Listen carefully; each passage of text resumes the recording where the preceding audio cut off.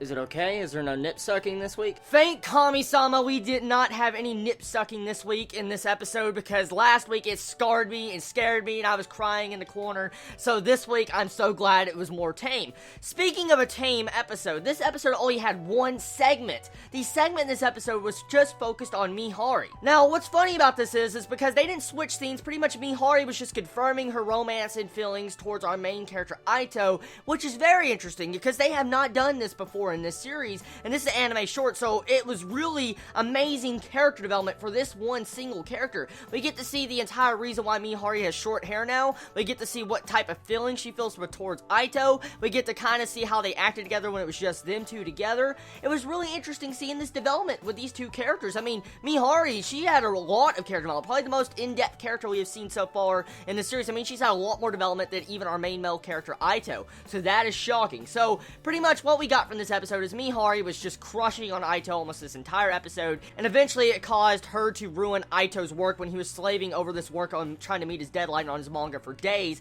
and at the last possible minute, one day before the deadline, she spills ink all over his manga, so it causes him to freak out, causes her to freak out, and this would have technically never happened if Mihari didn't have some form of feelings for Aito or was confused and all embarrassed, which in turn caused her to ruin his work. And so Aito had to stay up all night for an entire night, his last night when he hasn't slept for already 4 days, to finish and rework everything he had to do in under a week. So right there just shows you the stress of what Aito had to deal with. But at the same time, what is so funny about this is, because this is actually technically really realistic if you think about it. I mean, honestly, mangakas have a lot of stress and deadlines, like deadline hell, because when a mangaka has to write, they have a certain deadline. If they don't meet it, they have to stay up and continue doing it. It could cost them their job if they miss these deadlines. So it really kind of shows real-world aspects about this, and I liked how Mangaka-san actually tried to do this in this episode. Now, honestly, I love it. I love this episode. Probably one of the best episodes just for Mihari alone, because it just shows her character off. It was a really good episode.